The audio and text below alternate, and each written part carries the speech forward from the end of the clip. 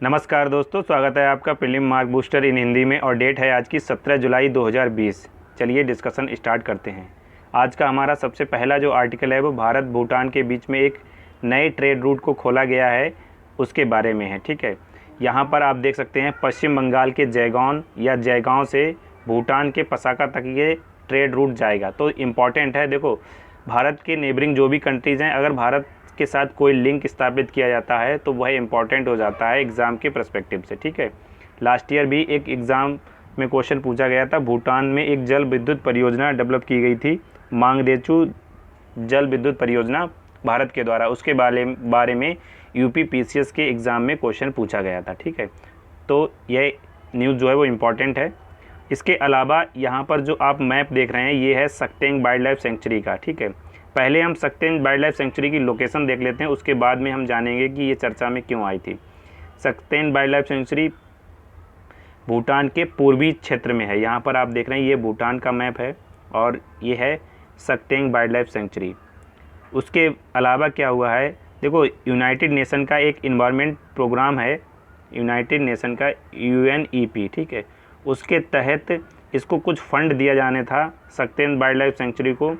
तो चीन के द्वारा इसका विरोध किया गया था और ये बताया गया था चीन के द्वारा कि ये उसका रीज़न है, इसमें आप जो है फंडेड नहीं कर सकते इसके लिए। देखिए, अभी तक भूटान और चाइना के बीच में जो डिस्प्यूट था वो डोकलाम पे था। यहाँ पे आप देख रहे हैं जकरलंग और पासमलंग। ठीक है, ये जो बॉर्डर एरियाज़ हैं इनमें था। लेकिन यहाँ पर आप देखिए सक्तेंग वाइल्ड लाइफ सेंचुरी का तो कहीं से बॉर्डर भी नहीं मिलता है यहाँ पर चाइना का। ये है इंडिया का तवांग। तवांग के लिए भी इंडिया और चाइना के बीच में डिस्प्यूट है। ठीक है, उसके बाद अगर बात की जाए, देखो, अगर भारत के द्वारा एक अन्य सड़क प्रपोज की गई है भूटान में एती क्षेत्र में। इससे होगा क्या, जब एती क्षेत्र में ये सड़क बन जाएगी तो भारत में गुवाहाटी और तवांग के बीच की जो दूरी है, अरुणाचल प्रदेश का तवांग और गुवाहाटी जो कि असम में है, इनके बीच की दूरी में 150 किलोमीटर की कमी आएगी। ठीक है, तो ये हमने कुछ इंपॉर्टेंट फाइंडिंग्स जानी भारत भूटान से संबंधित। चलते हैं आगे।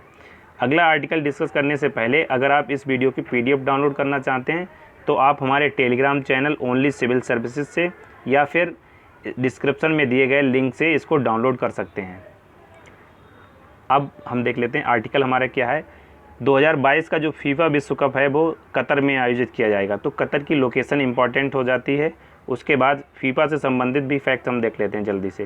देखो, 2022 में ये आयोजित किया जाएगा और अरब कंट्रीज़ में आयोजित होने वाला ये प्रथम फीफा विश्व कप होगा। मतलब कि जो अरब प्रायद्वीप में देश आते हैं उनमें आज तक अभी फीफा विश्व कप का आयोजन नहीं किया गया है और कतर पहला देश होगा जिसमें इस प्रकार का आयोजन किया जाएगा। दूसरा फैक्ट क्या है, मुस्लिम बहुल देश में भी ये पहला आयोजन होगा। मतलब कि जिस देश में मुस्लिम बाहुल्य आबादी है उन देशों में ये प्रथम देश ऐसा होगा जो फीफा का आयोजन करेगा वर्ल्ड कप का। और इस वर्ल्ड कप में 32 टीमें भाग लेगी।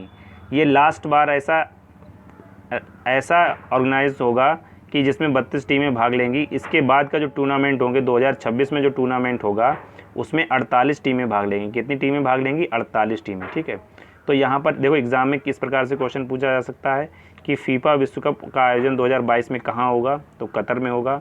कितनी टीमें उसमें भाग लेंगी, तो 32 टीमें भाग लेंगी। ठीक है, और एक इम्पॉर्टेंट फैक्ट ये भी है कि भारत ने आज तक अभी तक फीफा वर्ल्ड कप में भाग नहीं लिया है। ठीक है, ये इम्पॉर्टेंट पॉइंट है। भारत ने अभी तक फीफा वर्ल्ड कप में भाग नहीं लिया है। हालांकि ओलंपिक में गोल्ड मेडल भी जीते हैं लेकिन फीफा में अभी तक पार्टिसिपेट नहीं किया गया है भारत के द्वारा। यहाँ पर एक अन्य मैप हम देख लेते हैं जल्दी से। देखिए, ये है कतर की लोकेशन। ठीक है, यहाँ पर है पर्सियन गल्फ़ यानी गल्फ़ ऑफ पर्सिया की खाड़ी, और यहाँ पर है गल्फ़ ऑफ एडन। ठीक है, वो सॉरी गल्फ़ ऑफ ओमान। यहाँ पर है गल्फ़ ऑफ ओमान और ये है गल्फ़ ऑफ एडन जो कि यमन और सोमालिया के बीच में है। फ़ारस की जो खाड़ी है वो ईरान और कतर के बीच में हम कह सकते हैं, बहरीन के बीच में कह सकते हैं, UAE के बीच में कह सकते हैं।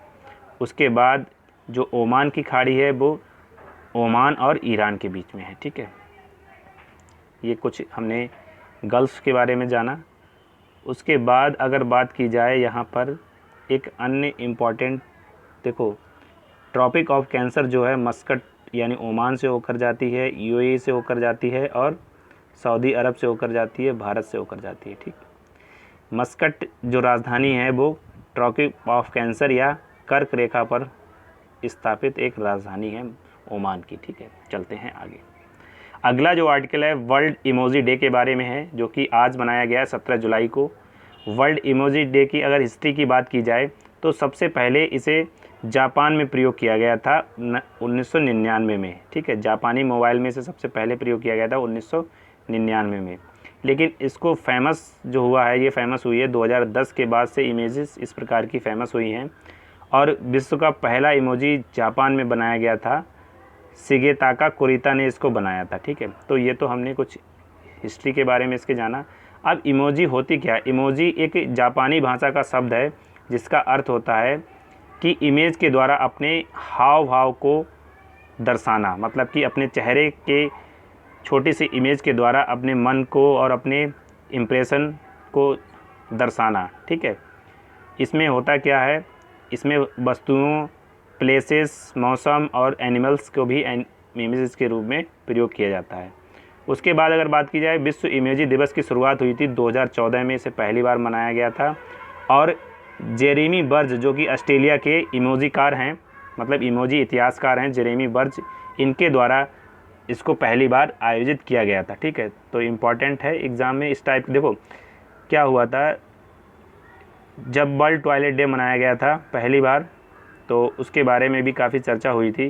तो इसी प्रकार विश्व इमोजी दिवस एक मतलब अद्भुत सा दिवस है, तो एग्ज़ाम में पूछा जा सकता है। चलते हैं आगे।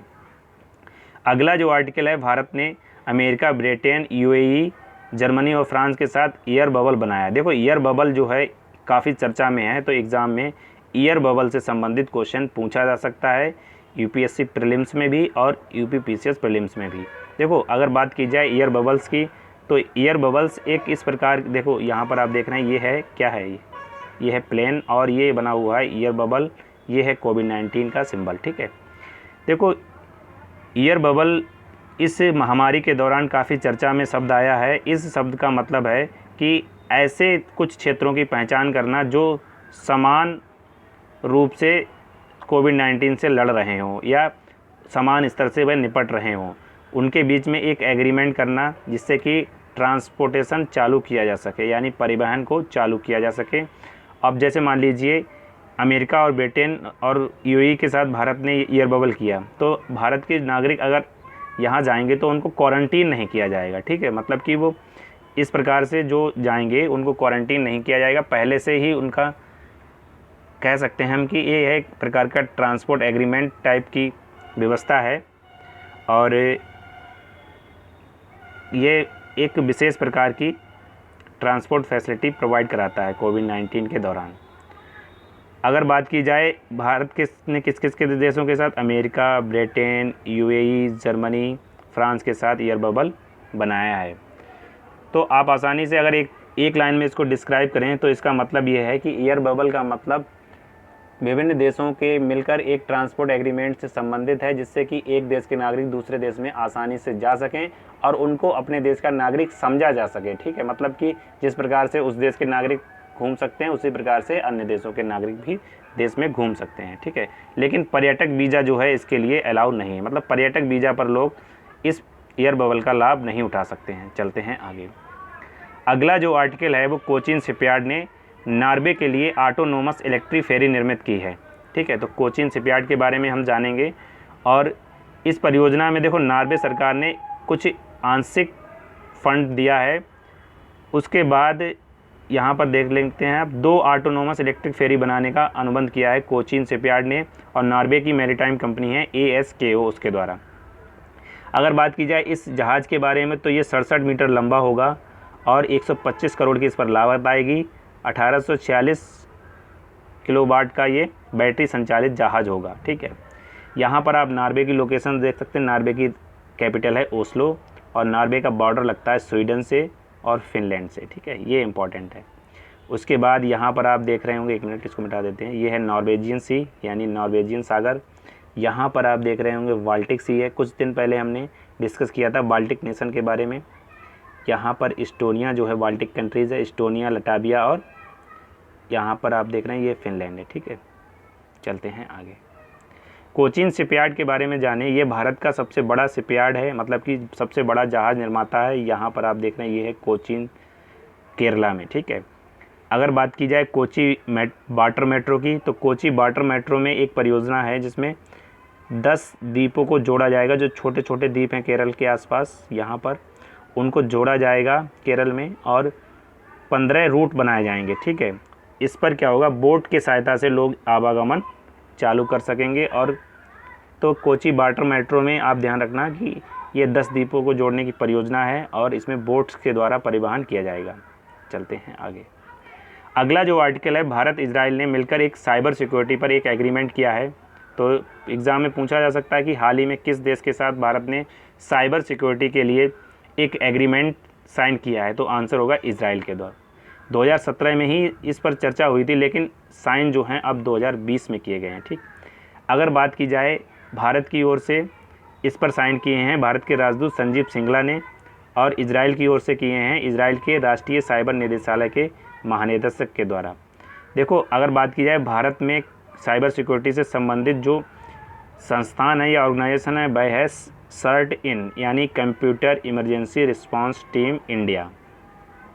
यह एक नोडल एजेंसी है जो कि ministry of information and electronics technology के तहत ये काम करती है, यानी माइटी के तहत ये काम करती है। इसकी स्थापना की गई थी 2004 में। कब की गई थी?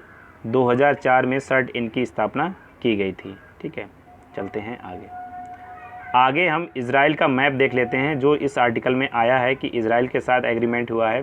देखो, ये है मेडिटेरियन सी, यानी भूमध्य सागर, इसके साथ बॉर्डर टच करता है इजराइल।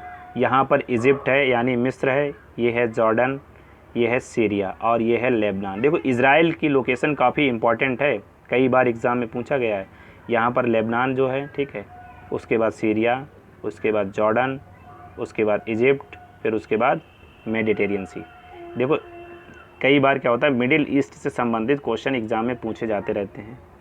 यहाँ पर आप देख लीजिए, ये है डेड सी, यानी मृत सागर, जो कि जॉर्डन और इजराइल के बीच में है, और ये बॉर्डर बनाता है इजराइल और जॉर्डन का। यहाँ पर आप देख सकते हैं, ये है जॉर्डन रिवर, ये जो ब्लू कलर की आपको दिख रही है जॉर्डन रिवर है, ठीक। ये भी बॉर्डर बनाती है जॉर्डन और इजराइल के बीच में, जॉर्डन और वेस्ट बैंक के बीच में। वेस्ट बैंक जो कि फ़िलिस्तीन कंट्रोल में है, ठीक है। उसके बाद ये हैं गोलन हाइट्स, जो कि डिस्प्यूटेड एरियाज़ है सीरिया और इजराइल के बीच में। यहाँ पर है सी ऑफ गाले। सी ऑफ गाले जो है इजराइल और जॉर्डन की बाउंड्री पर है, ठीक। ये हमने कुछ इम्पॉर्टेंट फाइंडिंग्स देखी इजराइल के मैप से। यहाँ पर आप देख सकते हैं, ये है गाजा स्ट्रिप, ये भी यहाँ पर हमास का रोल है, ठीक है। हमास क्या है, एक कह सकते हैं हम इनस्टेबिलिटी ग्रुप है, मतलब कि टेररिस्ट तो नहीं कह सकते हम, उग्रवादी ग्रुप है एक हमास, उसका कंट्रोल है गाजा स्ट्रिप पर, ठीक है। चलते हैं आगे। तो आज की डिस्कशन में बस इतना ही। अगर आपको वीडियो अच्छी लगी हो तो लाइक, शेयर और कमेंट करें, और हमारे चैनल ओनली सिविल सर्विसेज को सब्सक्राइब करें। अगर आप इस वीडियो की PDF डाउनलोड करना चाहते हैं तो आप हमारे Telegram channel only civil services से या फिर डिस्क्रिप्शन में दिए गए लिंक से इसको डाउनलोड कर सकते हैं। Thank you for watching.